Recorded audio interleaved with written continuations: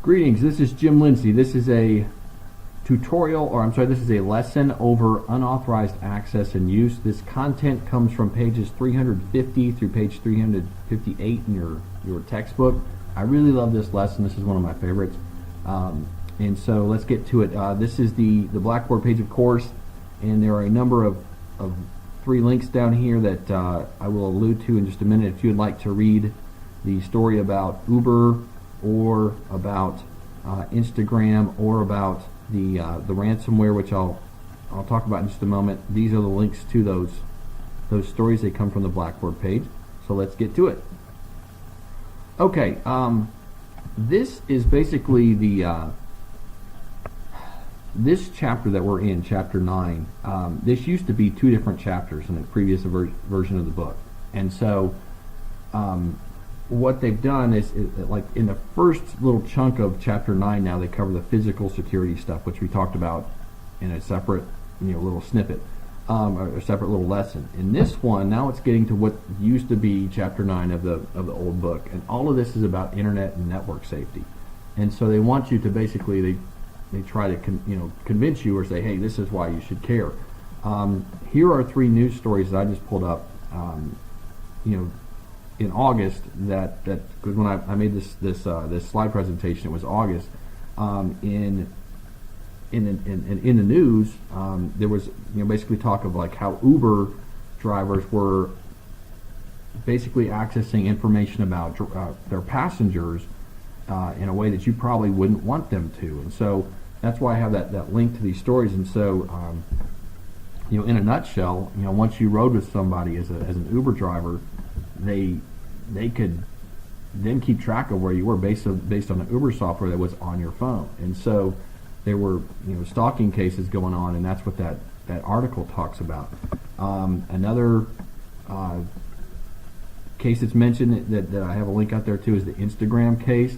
Well, let's take a look at that. Essentially, it boils down to just like what you see with Anthem and Office of Personnel Management and Equifax and everybody else that's in the news these days. Their database was hacked, and users' information was found out by people that aren't supposed to have that information.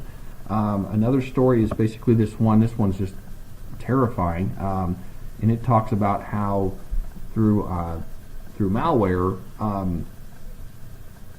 basically bad guys or people with ill intent got into computers that they that weren't theirs, and then either locked them up through ransomware, which is that WannaCry malware is a type of malware, which basically it takes your hard drive and encrypts it so that unless you pay a bounty or pay a ransom to the people that did it, then they won't decrypt your hard drive. And so in addition to that, they also got into they hacked into like a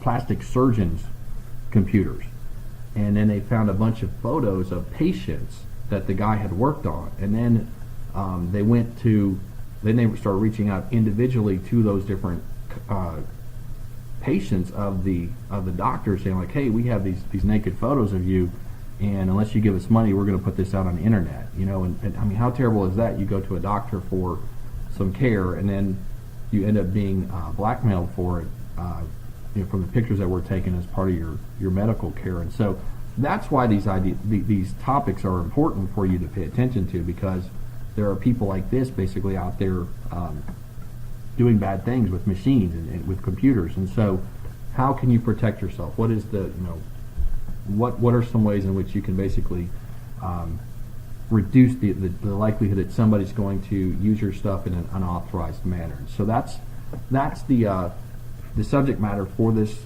these few pages here. It talks about basically 3 different kinds of threats that you face. It talks about hackers. It also talks about people that want to either Wi-Fi piggyback or basically just use your Wi-Fi without your permission. And it also talks about basically the listening of, if you have wireless communications, if you have Wi-Fi, somebody over listening to what you're communicating through your Wi-Fi connection. Now, one of the things I like about your authors of this textbook is that they will tell you about threats, but they don't leave it at that. They don't just say, like, here's a threat, be scared. They will tell you about the threat, and they'll tell you ways that you can basically protect yourself from those said threats. And so these are the three things we're talking about: the hackers, the Wi-Fi piggybacking, or the people listening to your wireless communications. And what can you do to protect yourself as much as possible? Okay, so let's look at protective steps. First, you can use a possessed knowledge access system, or a possessed object access system, or a biometric system. Or you can put a couple of those together and get two-factor authentication. A possessed knowledge access system is basically a password, and you possess that knowledge. It's in your head, and as a result of that, you basically people can't use your phone or use your computer or use your account at, say, at WKU, because you know your NetID, your NetID password, and you're not sharing that with other people, right? And so that possessed knowledge access system is one means of keeping bad guys out. Another thing is called a possessed object access system, and essentially that's where you have either a device like software on your phone and hardware combined with hardware on your phone, which will let basically readers know that you have, in addition to knowing passwords, you have something like that phone, or even like a swipe card or an RFID card, which will grant you access to, say, like a building. You'll remember RFID from Chapter 4, that radio frequency identification. That's a really common way to get these possessed objects into plays, basically, or even the magnetic stripes that you swipe on things. Those types of devices, basically, you're requiring someone to know something, and then you're requiring something to have something, and that's, again, we're going with that two-factor authentication. By doing two things, you're really upping the ante and making it more difficult for bad guys to get into your stuff, because they might know your password, but they don't have your phone, or they might have your card, but they don't know your password. So that's a good thing to employ. Biometrics systems, you also learned about those in Chapter 4 from the input portion, and that's where basically you use some sort of physical characteristic to identify somebody, like their thumbprint, their iris of their eye, their facial geometry, and that's very difficult to fool a system. If you have a biometric authentication system in place, that's really hard to fool. And so, again, if you combine one of these other things with biometrics, that's a great way to keep bad guys out of your stuff. A lot of laptops are coming out now, or computers are coming out now, and even phones, where the camera on there will identify you based on your facial geometry, which is pretty cool. And phones for a long time have had the finger swipers that you can basically swipe your finger and it'll let you in, but it won't let anybody else into your phone. So that's one way to basically these are ways to restrict bad guys from getting into your stuff. Okay, so let's talk a little bit more about passwords. Now, passwords, if you look in the book, it gives you password strategies, and those are all really sound. And what I basically would ask you if we were sitting next to each other is, what makes it so hard to basically, if you look on page 352 in your book, that's where you'll find that information.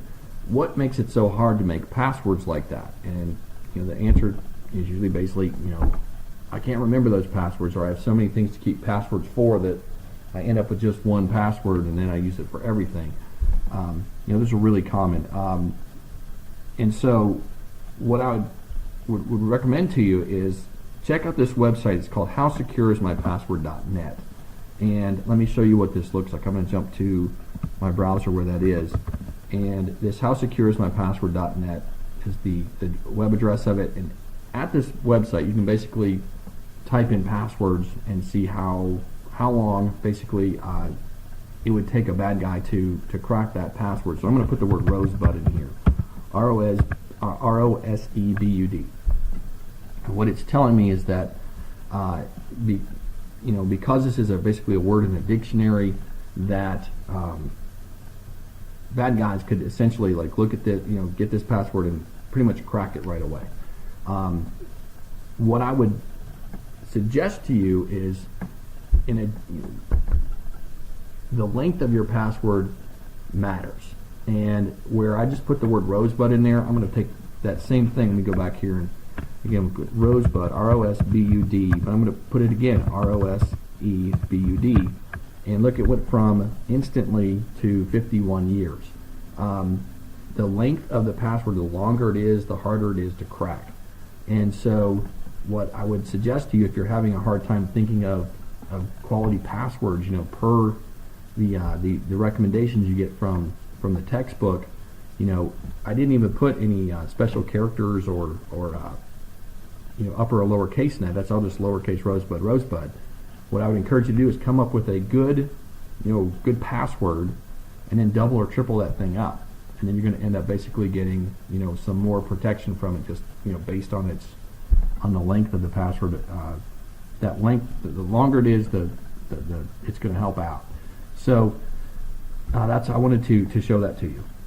I've jumped back to the PowerPoint slide, and there's basically an equation, a mathematical equation that goes with this. If you have let's say I had a keyboard that just has 3 keys on it, A, B, and C, all uppercase A, B, or C. If I wanted to make a 2-character password using that keyboard, these are the possible outcomes, A, B, A, C, and these others.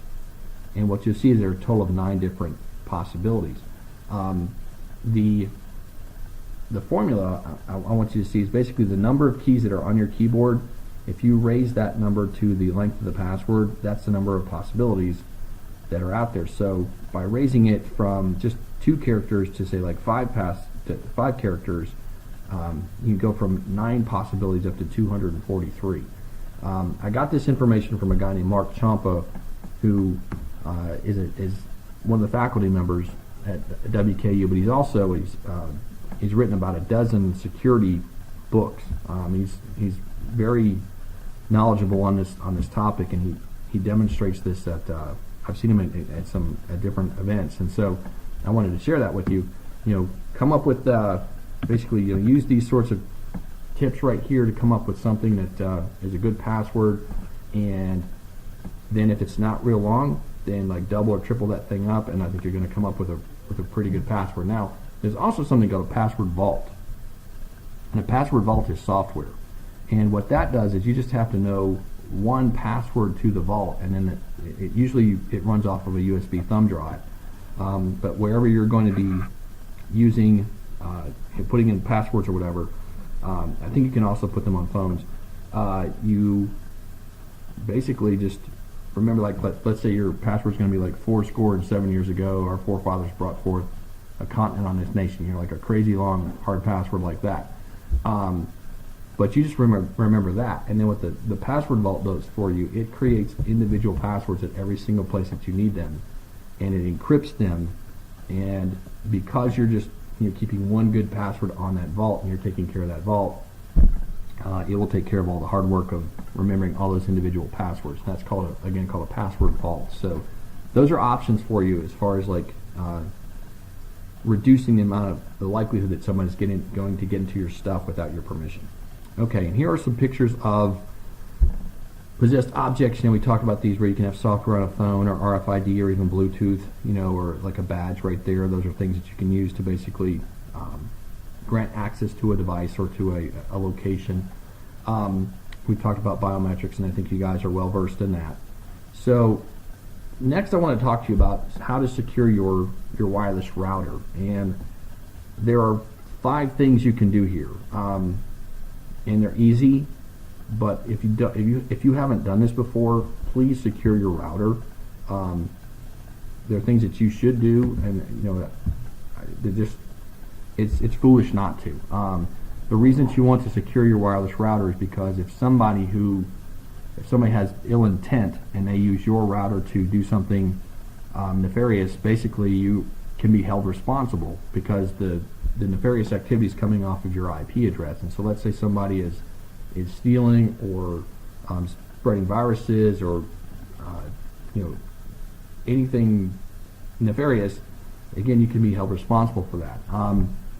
And so, how do you what is your wireless router? Well, your wireless router, of course, you learned from Chapter 7, is basically that device which takes your internet connection for your home or your apartment, and then it shares it out so that your computers, your tablets, your phones, they can all get to that same internet connection, and it's all done wirelessly. So we're using the Wi-Fi protocol to basically share that internet connection. So what can you do to basically protect yourself? Well, this is what you want to do. First, you're going to create an administrator password for it. When you buy that thing, whether it's Linksys or like this is a D-Link, picture of a D-Link screen that you basically interact with. When you buy this device, it comes with a set password, and it has to be that way because when you first get it, you have to know how to set it up, right? So if you get on the internet and you did a search for like the default password for Linksys routers or Netgear routers or D-Link routers, you're going to find out exactly what that is. So if your neighbor has a Linksys router and they haven't changed this, all you have to do is just choose that network, and then you can log into their router and you can do whatever you wanted to it. So create an administrator, and some of them come without a password. So create a password and make it a good password, and you know how to do that.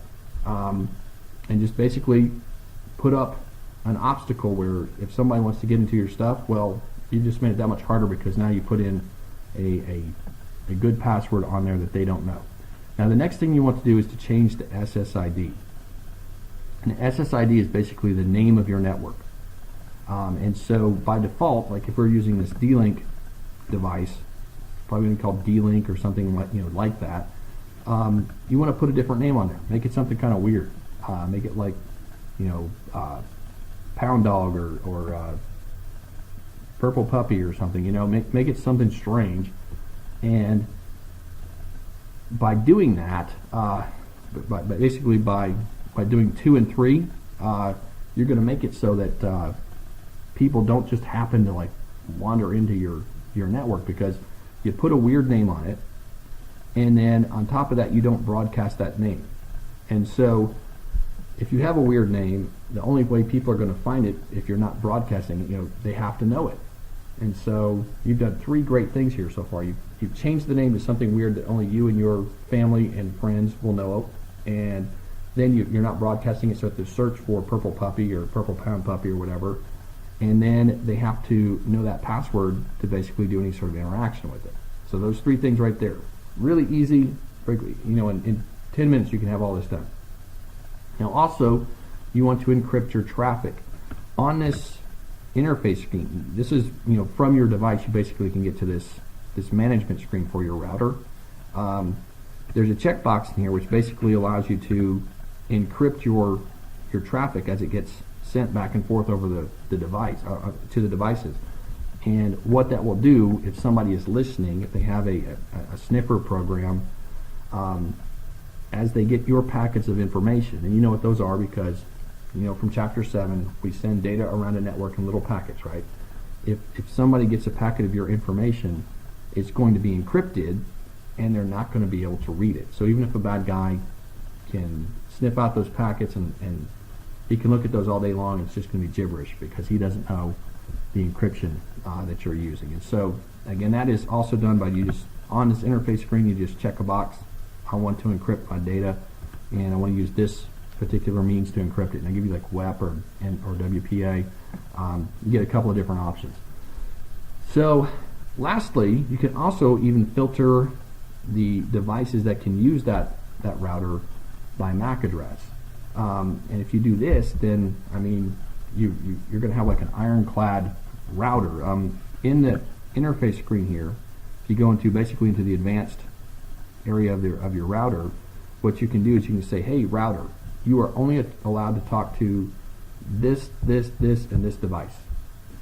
And with if you look on your computer, or if you look on your phone, like I'll tell you on an iPhone here, if you just go to settings from your home screen on your phone, go to settings, go down to general, and then come down here to about, hold on one second. and then come down here to where it says Wi-Fi address. Again, where I got that from, settings, general, about, and you just scroll on down there. It says Wi-Fi address, and it's a series of numbers and characters separated by colons. That is a unique address to your device. It's like a social security number for your device. There's no other thing on the planet that has that same MAC address. And so you tell the router, hey, you can only talk to these devices. And then that's who your router will talk to. Now, where does that become an inconvenience? Well, let's say you got a new phone, or you got another computer, or somebody you have people that visit a lot and use the Wi-Fi, then that might be something that would be inconvenient. But if it's going to be the same people with the same devices all the time, then that's a great way to basically, really lock up that router very securely. So those are 5 things. Please do those today. That's really practical advice on how to basically take that router and make it so that outsiders can't get in and use your internet connection, that you're paying for, and you won't be held responsible for things that they would do because they can't get to your router. So good advice there. Okay, now to finish this, basically it talks about firewalls and encryption some more, and it talks about virtual private networks. What are those things? Well, a firewall is basically a utility. It's part of your operating system that monitors the network traffic of your computer. And so, again, from chapter 7, you learned that when we send data over a network, we send it in little chunks, little packets. And so the firewall monitors and looks at each of those packets, and if it's doing something malicious or weird, even, it will stop that communication. And so with your firewall, you can keep people out of your machine that don't need to be getting into your machine, and you can even keep your machine from participating in denial of service attacks. If you get infected with if your machine becomes a bot and it's trying to launch some sort of denial of service attack, your machine will stop participating because the firewall can cut that, can stop that process from occurring.